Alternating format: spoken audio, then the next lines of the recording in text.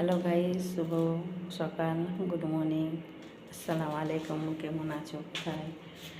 আজকে দেখে দাও কত জিনিস মাঙাইছি। ফুলকপি মাঙাইছি, মাঙাইছি,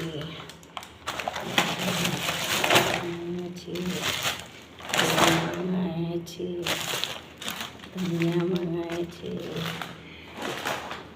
কুরকুরি সবখানি মাঙাইছি, বাটার মাঙাইছি, বেগুন মাঙাইছি, পেঁয়াজ মাঙাইছি, আলু মাঙাইছি। এগুলো সারা তেজ मांगिएছি।